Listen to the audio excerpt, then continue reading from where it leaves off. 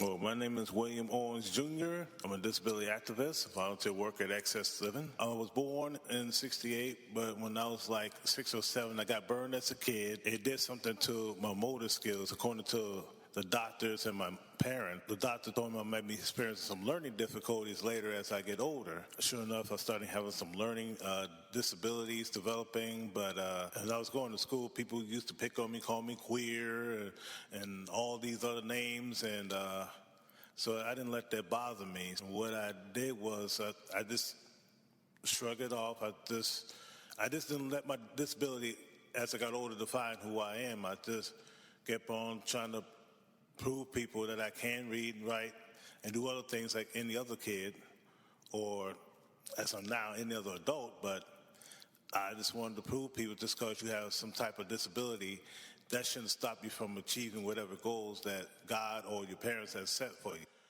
And so far, God blessed me with 2 of my dreams, and so I accomplished 2 of my goals. Okay, the first goal, I wanted to work in fast food. I accomplished that goal. I worked in fast food, and the second goal, like I said, I wanted to be an activist on both levels, so I accomplished the second goal. And as I've been going to church, and God is trying to reveal to me there's more, in store for me, but I just have to be patient and wait and see. I had trouble learning, but as I got older, I had tutorers, and I was in special education at a regular high school, but I wanted to show people that doesn't stop me from being who I am, and I persevered. But when I didn't graduate, they told me, well, we get a certificate of completion. I can't say the name of the high school I graduated or supposed to graduate from, but anyway, years later, 2003, I wanted to show people that I got my GED. Because don't never tell me what I can't do, because I'm going to prove you wrong one way or the other. And that's when I showed the school board. They never included me, in the regular public schools. But I wanted to show them that just because somebody has a disability, that don't mean that they can't accomplish anything. And still getting involved with disability rights and help fight for the rights of other people with disabilities that don't have a voice, and we're just trying to be a voice for them. Just like the civil rights movement was a voice for the African Americans that didn't have access to equal rights, but now through the civil rights movement, now African Americans got equal access to jobs and stuff, and that's the same thing we're doing for the disability rights movement, but for people with disabilities. What drives me is helping other people with disabilities and letting them know that it's okay, to have a disability, and it's okay to be yourself.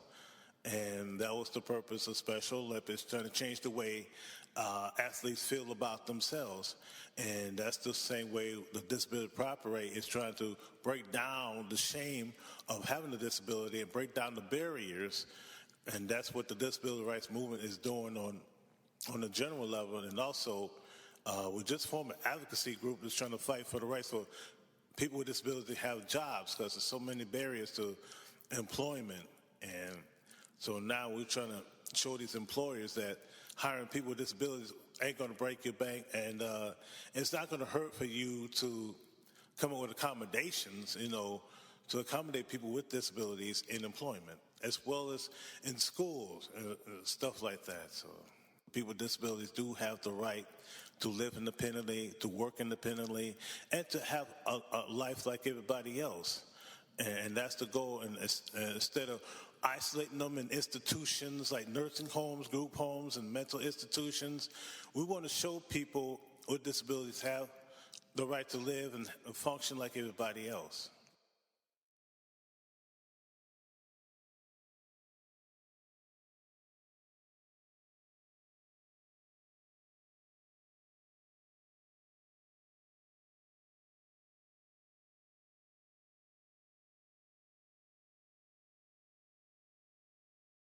It was on a May in 1977.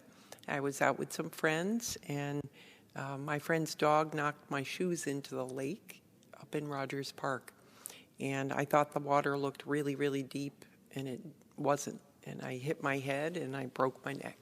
Pretty much like that, my world changed. And it took a while from that point to go through the process of really gaining my voice and gaining my power back again in order to make me ready to do something like this. I went back to being a nurse in a clinic at the Women's Hospital, and I just, don't ask me why, but I kept the names of all the disabled women that came to see me on my desk calendar. I just wrote their names down. And on a day that it was really slow, I went and read all of their charts. And that's when that change started to happen in me, because all the women that had come to see me who had disabilities, there were 26 names, and almost all of them, the staff had not asked them all the normal questions you ask a woman in a woman's health center, like, are you sexually active? Have you ever had a baby or a sexually transmitted disease? They just apparently hadn't asked those questions of those women, and it really made me angry. So I came into disability rights before I really had fully accepted my identity as a woman with a disability. I got angry as a nurse and went to the staff and said, this isn't right. And they asked me to help them fix it. And that took me on a journey out to Berkeley, California, where I went to a conference on sexuality and disability in 1979. And there, everything was different.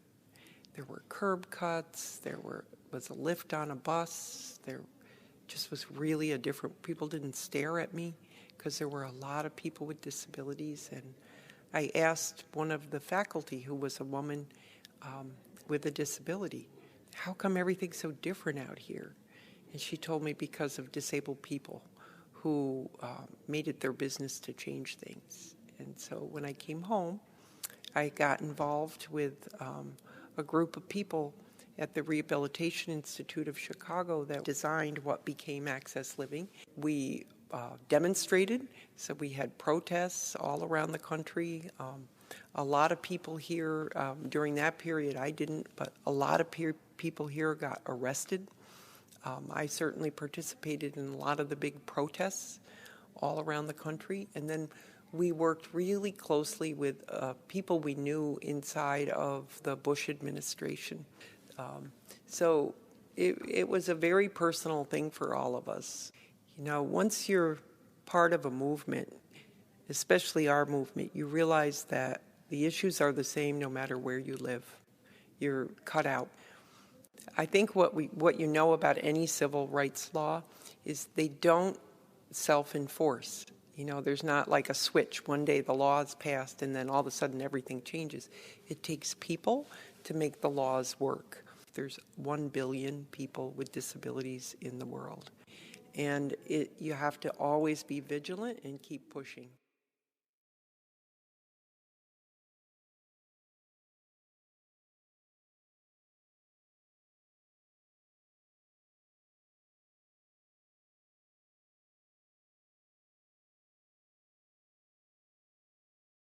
One of the problems I had was that a lot of people, even now, if they hear me and if they don't take the time to listen to my thoughts or read what I write or have to say, they think I have a mental deformity.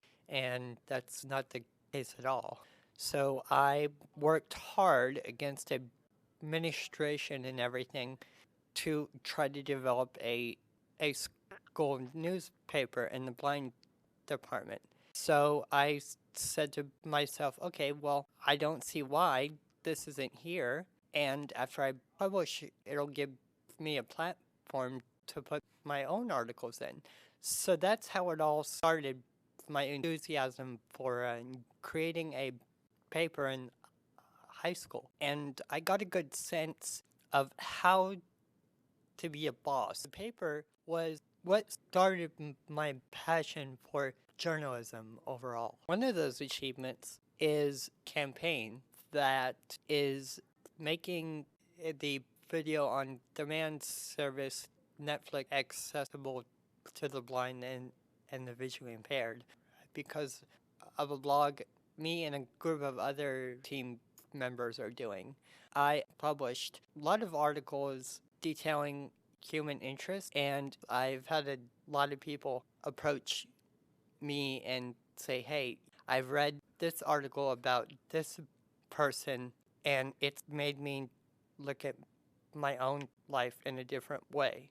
So, I mean, I don't know if you'd classify that as a huge achievement, but it's an achievement I'm quite proud of. One major thing, even today, is trying to find a job. I've had a lot of editors at a lot of big papers look at me and they look at the cane I have in my hand and they'll say, well, thank you for coming in. And you know that right there you've lost the position because it's something that you can't control. So I would say even now in 2015, that is a huge issue, is employment.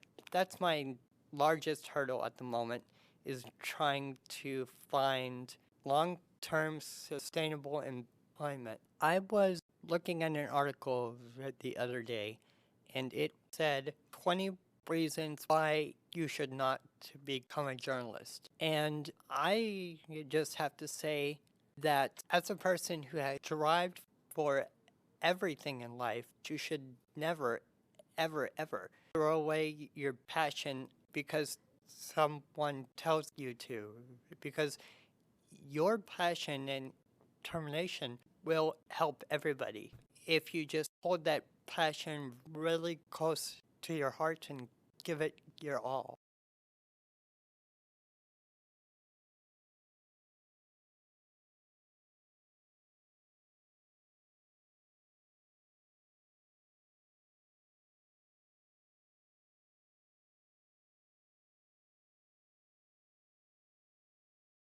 I am Hannah Thompson.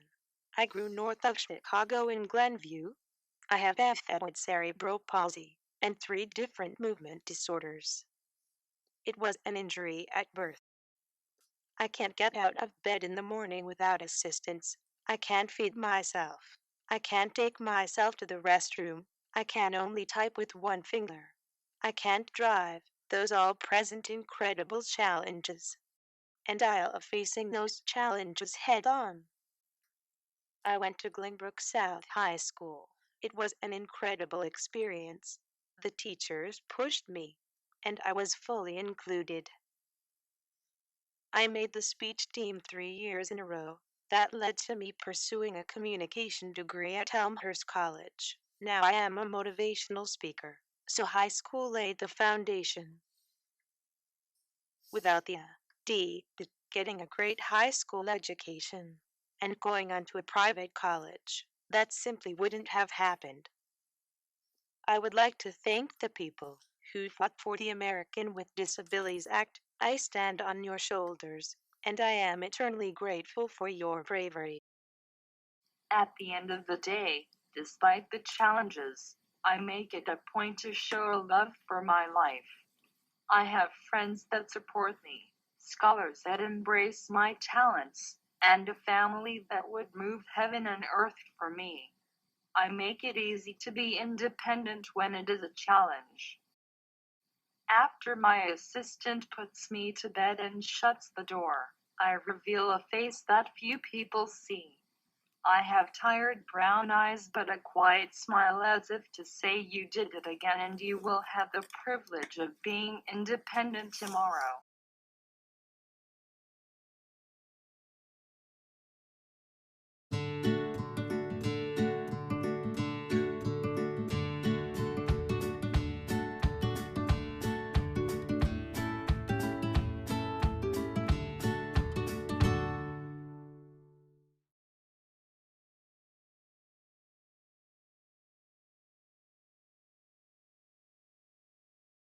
I was born in Puerto Rico, but we moved to Aurora. I love it. There was nice neighborhood at first, But last neighborhood I lived that was bad was too many gangs. After 4 years living in Aurora, we have to move back to Puerto Rico because my grandfather died. My mother had to take care of my grandmother. I like Puerto Rico, but we have too many problems there. Not as accessible. My mother didn't have a car to drive me around to take me to my appointments. I was homeschooled for many years. After 3 years, they put me in school. I graduated 6th grade and moved other school. I passed 7th grade. My mother and stepfather make a decision to come to Chicago. I finished high school 10 years ago, and now after 10 years I made a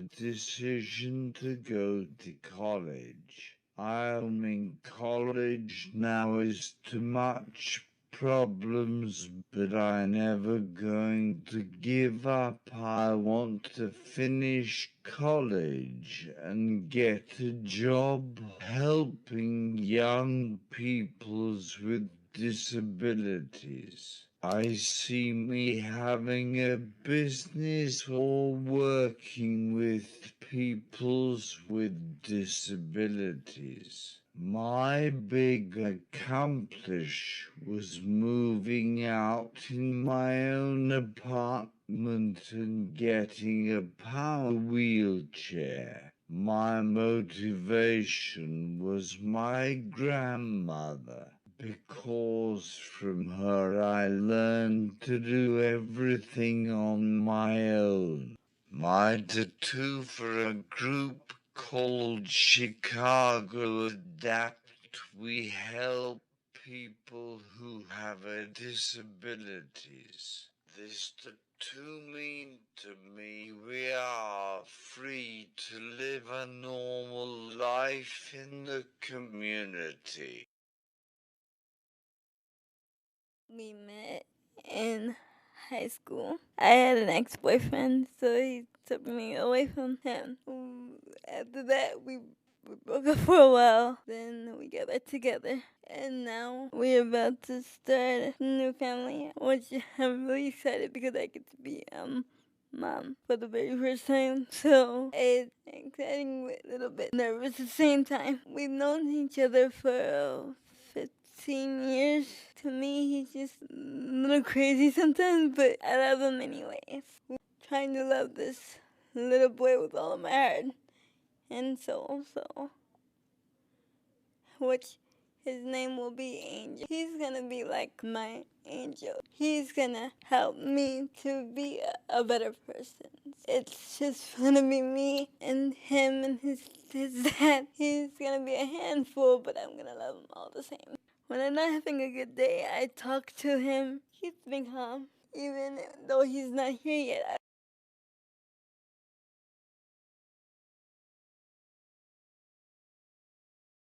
Right now, I'm at my happiest moment in my life right now, so it's gonna be a long road ahead, but I'm willing to take it on, so it's a long road. We're hanging in there, that's all that matters right now. I found out something I didn't know from my grandma. What I found out was they were trying to fix me where I couldn't have any kids, but my mom told them no, because my decisions, they were my decisions and I couldn't make any choices of my life. So I'm very happy that my mom told the doctors not to do that, because I wouldn't have wanted it. My mom is so excited over this baby that every time I tell her about it, she starts to cry. Because why are you crying? And she says, you're going to be a mom. And I said, I know that. It's going to be a road ahead. Long, fun, crazy road. My plans? Well, right now, I'm taking it one step at a time. I'm in college right now, but I'm taking next semester off because of the baby. I never expected to love something hadn't even arrived yet, and I just feel like I'm on top of the world right now.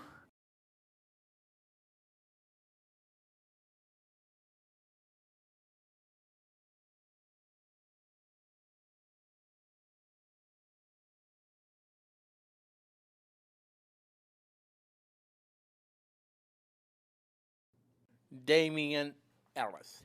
DAMIAN ELLIS. I'm 35 years old. Well, my childhood life, when I was born in 1979, I had a learning disability when I was a little baby. From that time on, I grew up into a young man. Every person in disability needs your help out from home to school. It doesn't matter where you work together. It doesn't matter where you win or lose. It's how you work together. What my challenging was peer pressure, how to find success and mental disability, commitment, determination, self-determination, and pride, and courage. Because we need everyone to work together, not just here but all over the world. We can stick together. For the future to come, we need all of the people to come out of the nursing home, find a home for everyone, go to work and go to school, and also train in the Special Olympiad, and also work for Chicago organization. It doesn't matter whether you win or lose, it's how we work together. Listen to me, listen what I say. Access Living and all other organizations in the Chicagoland and the United States and Canada are going to help you out to find a nurse, find a good place for people with disability. We got to get back on track because we got to start from down here and move ahead to the up because we need everyone to stick the plan forever. ADA is the American with Disabilities Act for everyone who celebrated the ADA anniversary year. This is to all of you.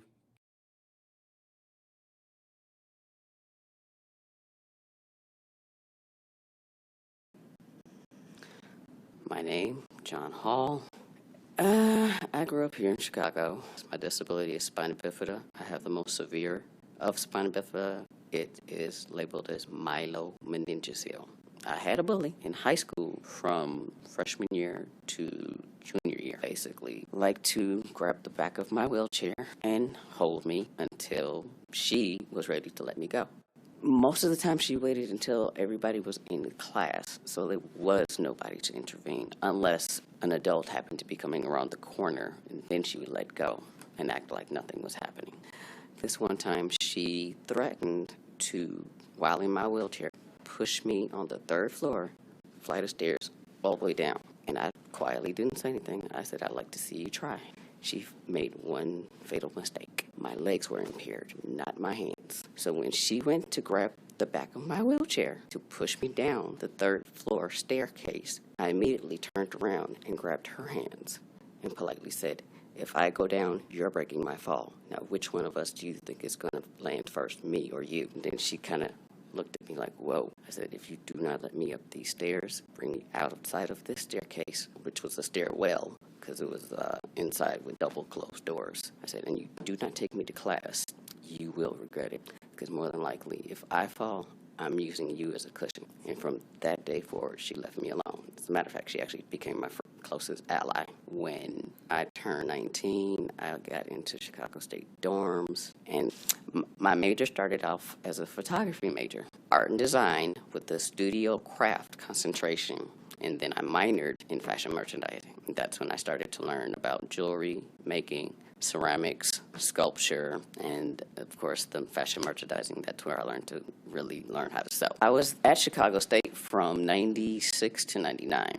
My last year I couldn't complete because they unfortunately had me run out of money. As I later found out, one of the administrators was teal dipping, so a lot of students suffered. I took a 5-year collegiate hiatus, and that is when I got my certifications in HIV. I have HIV counseling and partner referral services. I have HIV case management. I have HIV instructor series for African Americans. And I just recently, as of maybe 2 years ago, got my VIBES facilitation license. And VIBES is an acronym. It stands for Very Informed Brothers Empowered for Survival. Well, within that 5-year stint, I had actually went back to college, but I went to a community college, and that was Harold Washington College. And I started to study addiction studies with an emphasis in addiction counseling. And due to the fact that I was already participating in the HIV field as a volunteer, I started to see a correlation between someone who's HIV positive and somebody who's gained an addiction, or somebody who had an addiction and acquired HIV because of it. I eventually did go into the HIV world, but it was not as a counselor, it was as a data analyst. So I got to be on the statistical side of it all, and I did that for about 1 year and 8 months. Now I am a staffing assistant here at Access Living. I've been here since December 17th of last year. Prior to that, I also maintained a place of employment with the Allstate Arena as an usher, and I've been there now 3 years and 11 months. Keep going. Just keep going. It's going to get rough. It's going to get tough. Might get on your nerves, but don't ever stop dreaming, because at the end of the day, if you continue to dream and you continue to move forward, you'll eventually reach your goal.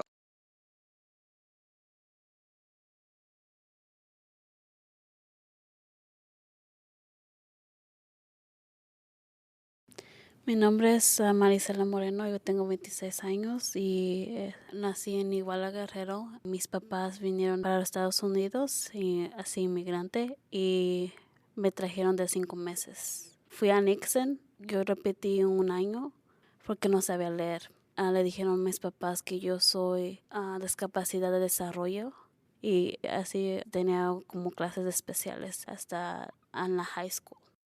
Y en la high school aprendimos de Access Living. Y estaba en un grupo de muchachos que si tienes discapacidad, que no te importa, tú puedes ser como una persona normal. Porque ellos también, algunas personas de aquí tienen discapacidad y algunos no. Pero nos enseñó cómo vivir con discapacidad y cómo luchar lo que nosotros queremos. Era difícil, pero ya cuando necesitaba ayuda, agarré ayuda, pues ya viví todo. Pero era también difícil para mis papás.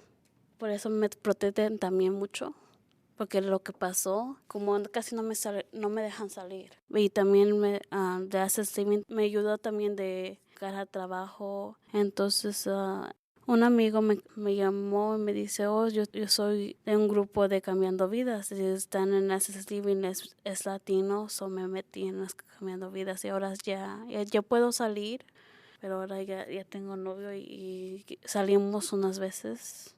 Ya me dejan más abierta porque estaba encerrada. Me da alegría que lo hicieron.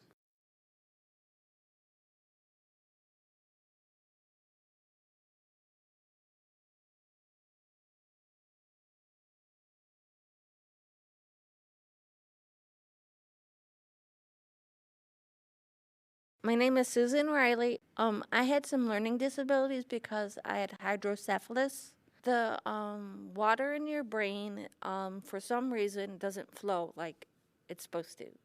Like your spinal cord and brain problem goes up and down, and it's always washing your brain. And but if there's some reason it's clogged, and many things can cause clogging, cerebral palsy, spina bifida, head injury, but there, for some reason, the fluid can't go around like it's supposed to be. They have to stick a tube and bypass it. Mine goes my peritoneal cavity, and it goes down into my groin area, and it curls up. And that keeps me alive. But they have to cut it so that they could see better to fish down the tubing if it goes all the way to the bottom of your abdomen. And then I had 2 more surgeries when I was 21 and pregnant. And that's when I had my first stroke. I had a brain stem. And I had so many problems with the first pregnancy. The doctor said that maybe I shouldn't get pregnant again because I'd probably die. I'm like, I'm not going to have any more kids. Sounds reasonable. I know from other women that it's a really hard decision if they're going to have more kids. And for me, it was a no-brainer. I don't want to die. I love my life. I've always been a very positive, happy person. And even with the things that happened to me that were not so positive, it made me who I am today. Your life is what you make of it, and you just keep doing what you're doing and reach out to others and they could help you. There's like whole theories on disability studies, and I don't fully understand that. But there's two different theories. One is more of a social disability, and whereas like being in a wheelchair is sort of a normal progression of life. And the part where it's discriminatory is because me in my wheelchair can't do things. But it's not bad or horrible. It's not, oh my gosh, you're in a wheelchair, or you're scary. No, it's normal progression of life. And we're just like everybody else. We just mobilize differently.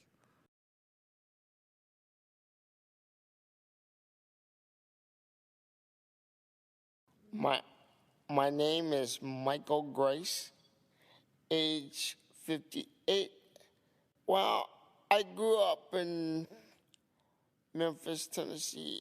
I became disabled at the age of 17. I had a severe motorcycle accident where I got hit by a 18-wheeler truck driver. And I broke my neck and severed my spinal cord. And I'm very committed to assisting Access Living to get consumers out of institutions. I want to say it was two things: being educated and actually getting out there, being involved in protests, rallies, being at the forefront, and being active. There's not enough affordable, accessible, integrated housing. But I'm constantly talking to politicians and saying, hey, don't forget about us. Don't forget about our brothers and sisters that are coming up behind us. Don't forget about the soldiers that went to war and fought for our country. For me, it's about everybody, not just people with disabilities. I'm pleased that, the ADA has been out for 25 years, and I will definitely be at the 25th anniversary. And I've been doing this for over 30 years. Long time. And I'll keep on doing it till I can't do it anymore.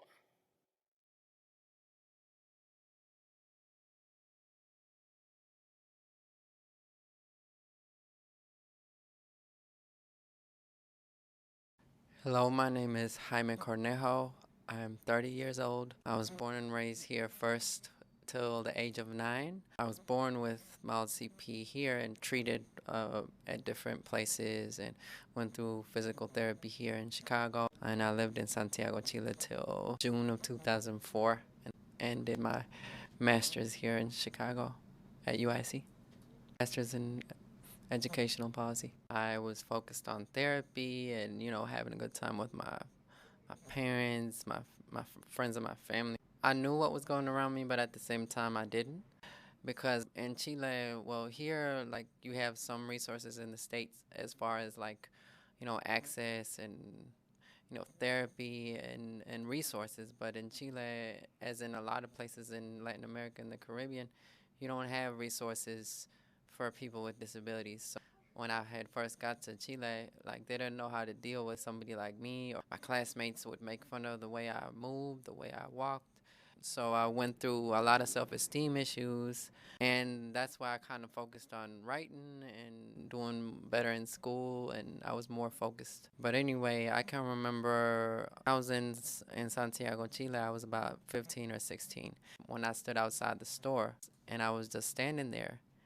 And then maybe it was because of the way I looked, but people wanted me to wash their car. I'm like thinking to myself, do I look like I need to wash your car? I'm much more confident now. Looking back at the person I was, the best thing I could have did was to come back to the States. Here you have more possibilities, more resources to do things. I'm definitely not the same person. I'm a grown man, and I'm independent and proud of what I've accomplished professionally and personally. Professionally, I have 2 degrees, and like the impact I have on people, because I'm a people person, and especially when I came here to Access Living, because Access Living, I can honestly say, like, without a doubt, Access Living started my professional and personal growth, because I started working here as a staff associate in the advocacy department, helping youth, youth of color, and also helping Latinos with disabilities become aware of their rights and services. And I was involved with educational coalition building and involved with a lot of other issues that affected people with disabilities and even people without disabilities. But Access Living was a starting point, and that's why I guess I keep coming back. And personally, I met wonderful people, like real good people that changed my life and my view about myself. For me, it means that I've been able to have accommodations ever since I was in college, um, especially when I was a freshman and sophomore, because when I was a sophomore, I had my last big surgery. I was able to have, just accommodations in general to be able to continue my education. I'm thankful for the passing of the ADA for that, even though I still believe that the ADA should be a little bit more inclusive of what they define as disability, because one of the things that I think they need to work on a federal level and even state is to incorporate learning, behavioral and mental disabilities, because a lot of times the invisible, like what we call in the disability community invisible disabilities, those don't get really acknowledged within the system, like Social Security or unemployment or things like that that affect many, many people that are looking for educational opportunities and employment opportunities in the state of Illinois. In particular, that can affect a lot of people and has affected a lot of people with disabilities. Just as a person with a disability, I've definitely learned over time to just be yourself and be proud to be yourself, and don't let anybody tell you that being different with or without a disability, but especially if you do have one, don't let anybody tell you that you are not able to do anything because you're different. You are able to do something because you're different. Stand up for that and just be proud and smile no matter what you're going through.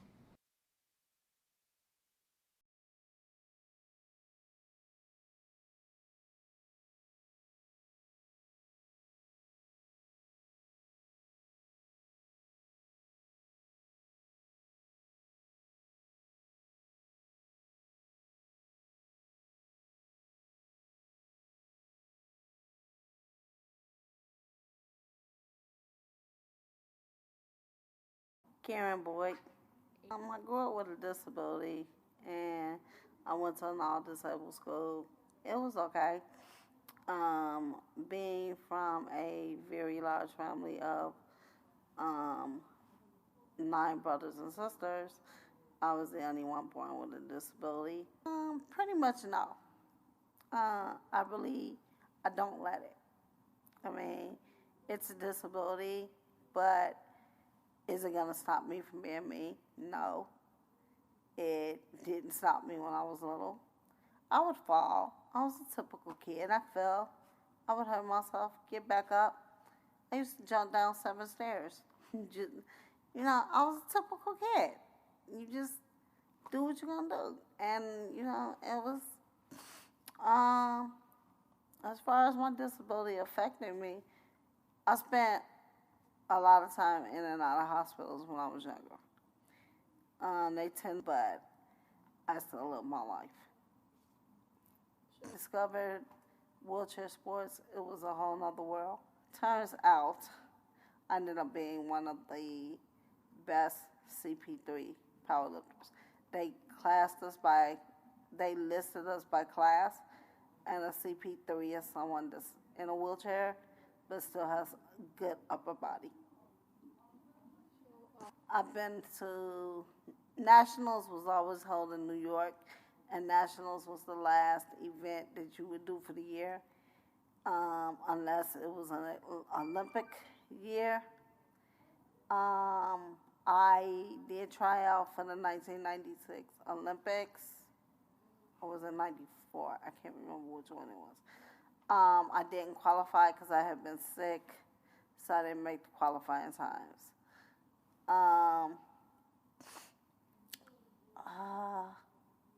But track and powerlifting turned out to be one of the best times of my life.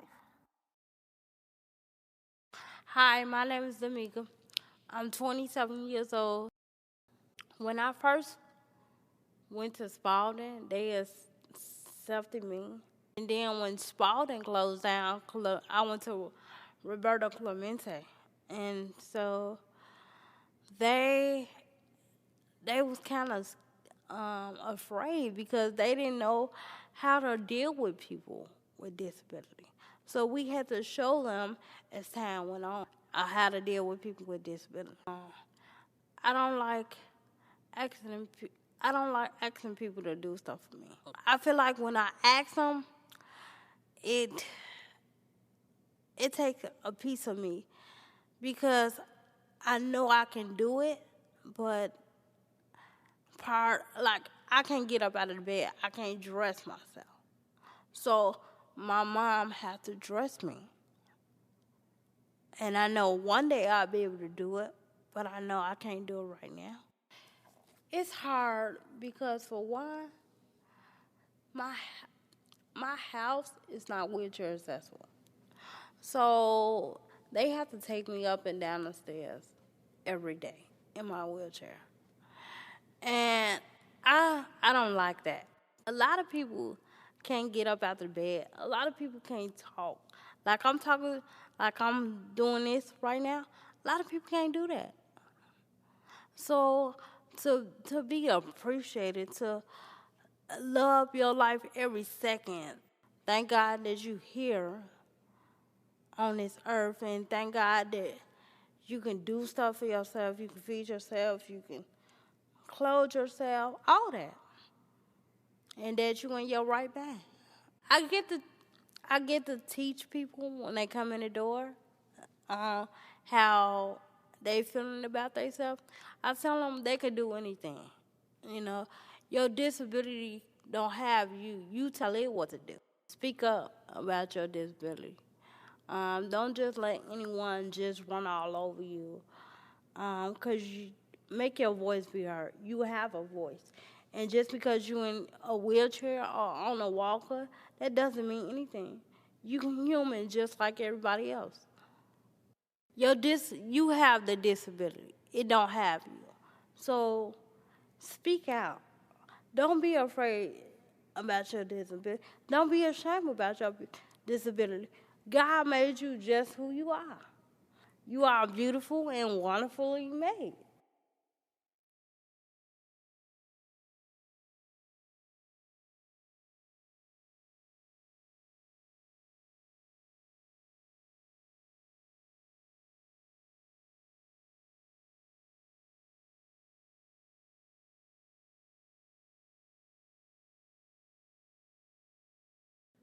I have seizures, and my seizures is not what caused my disability. Access Living helps me because I come down here to express my feelings, to express we have meetings about people. We protest about different rights.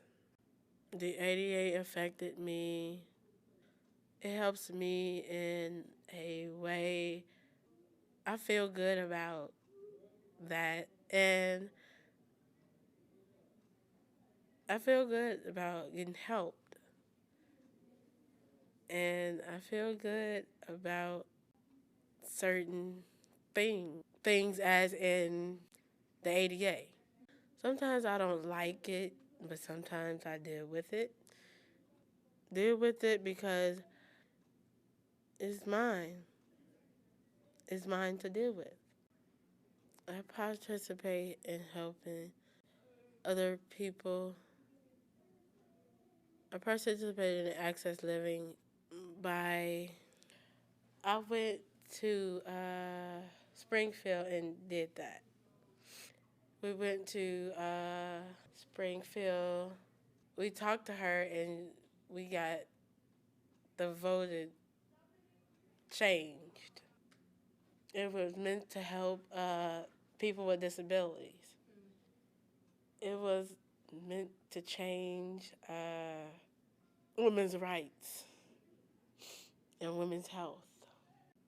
Because pregnant women like have to work. And we wanted to change it. So they did want it to. What my artwork is about, it's about people with disabilities.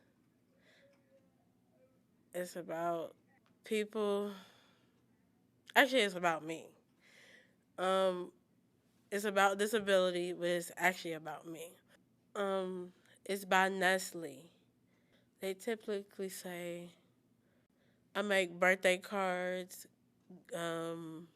any type of cards you want to have. Because I feel what they feeling and what they feel. Most of the time I'm angry and I start coloring. It takes my frustrations away from, it relaxes me.